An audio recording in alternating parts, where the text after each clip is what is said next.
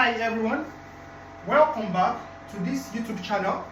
So today we are going to be talking about the continuation of sets, and we are going to be talking about subsets and proper subsets. In our last tutorial video, we've talked extensively about the definition of sets, the types of sets, and how to list the members of a set. Now, today we are going to be talking about a subset and proper subset. Whenever we are talking about subset and proper subsets, you have to understand the idea behind the definition before you can apply it in answering of questions. What is a subset? Subsets.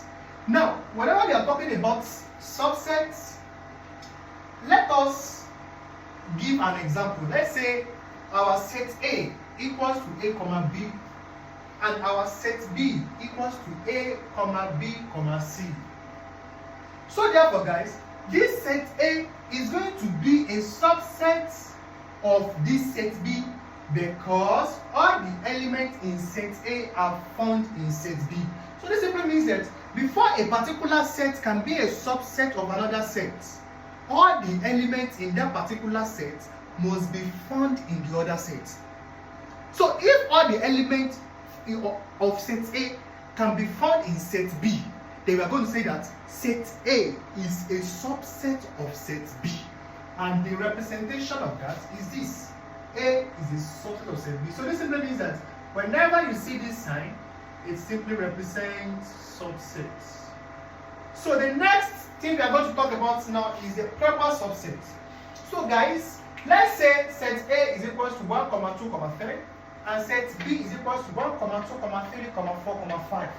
So set A is going to be a proper subset of set B because of two conditions. So this simply means that if you are talking about subsets, we'll be only be talking about one condition.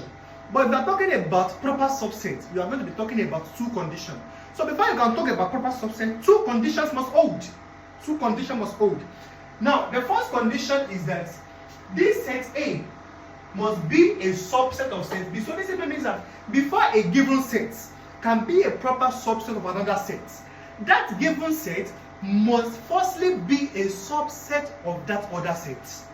And the second condition is that B must contain at least one element than A, and the other condition is that that other set must have at least more than one element than in set A. So for two given sets A and B, before you can say that set A is a proper subset of set B, the first condition is that that set A must be a subset of set B, and the other condition is that that set B must contain at least more than one element than set A.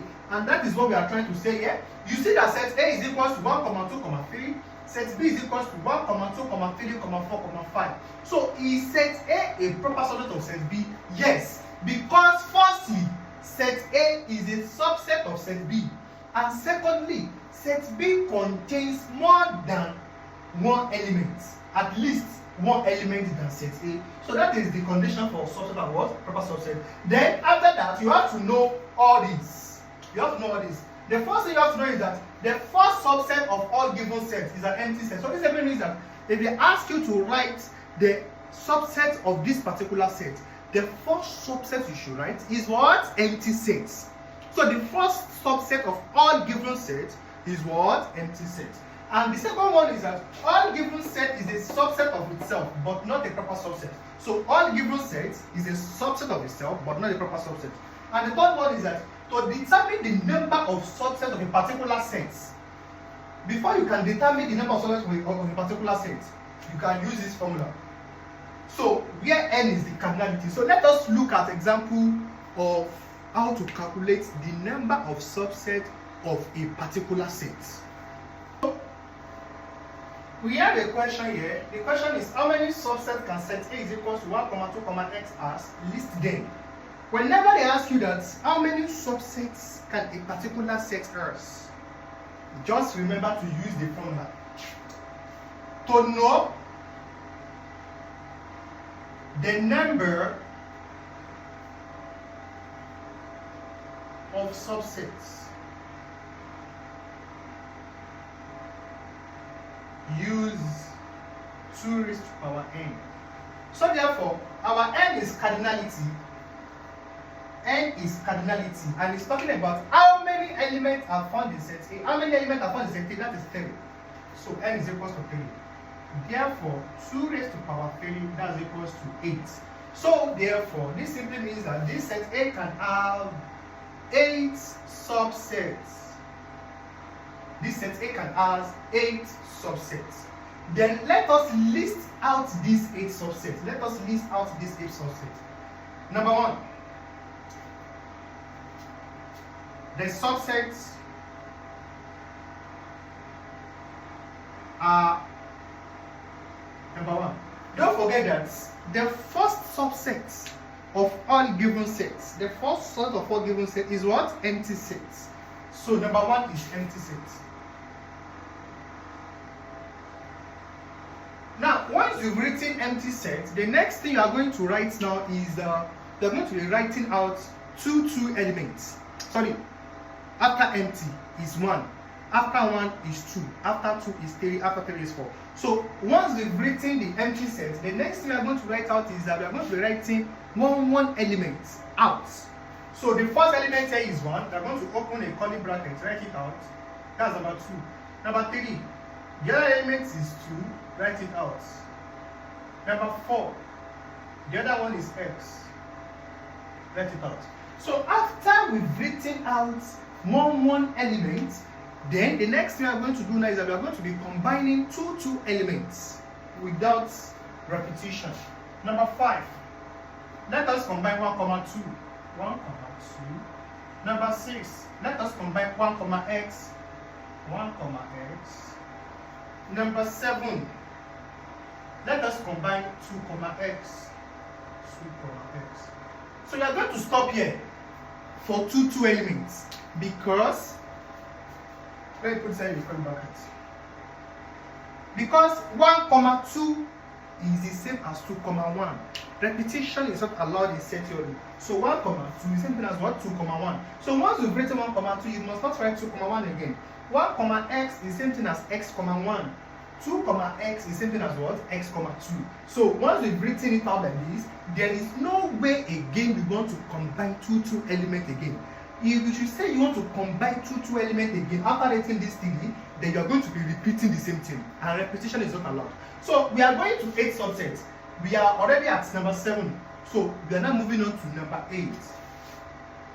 Don't forget that after you've written two elements, the next thing we are going to combine is what? 3 elements.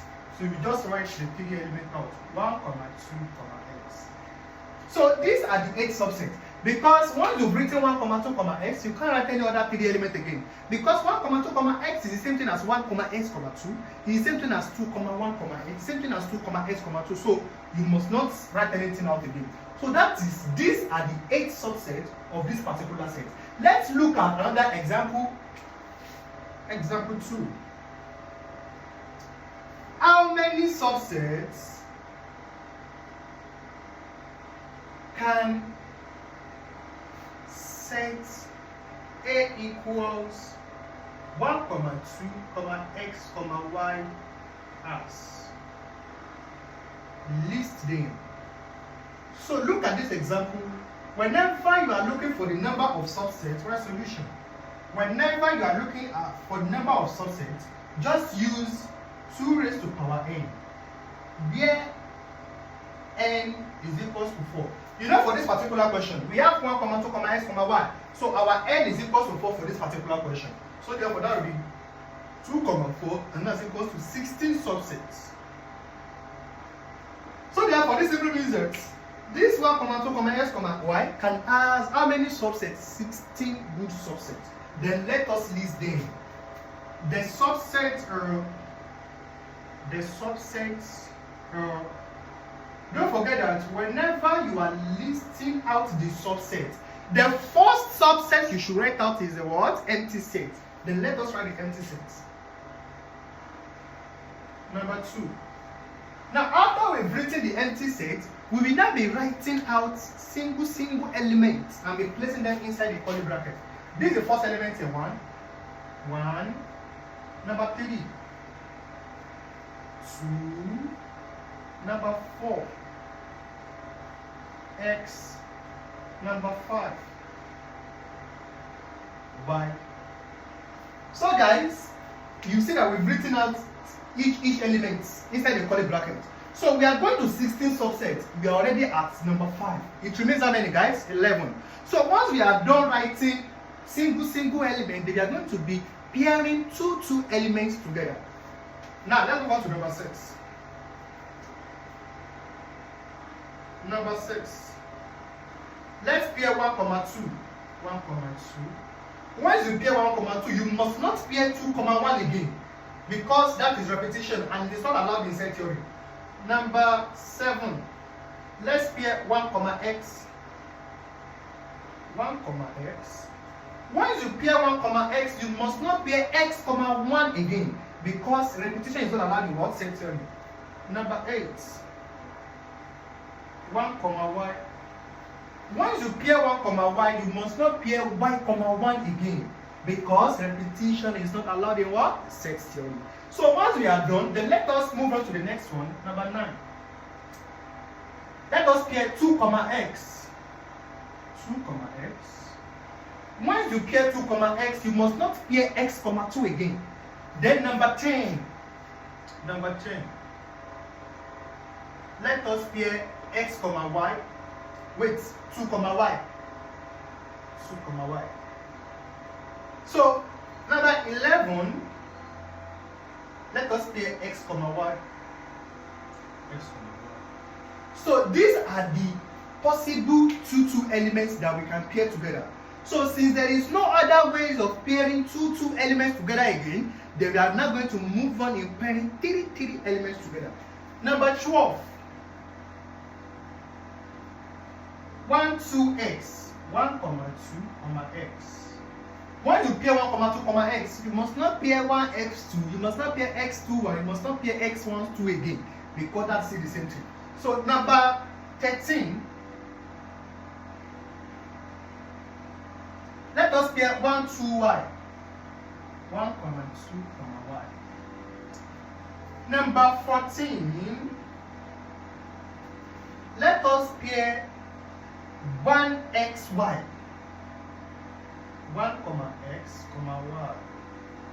Number 15. Let us pair 2xy. 2, x, y.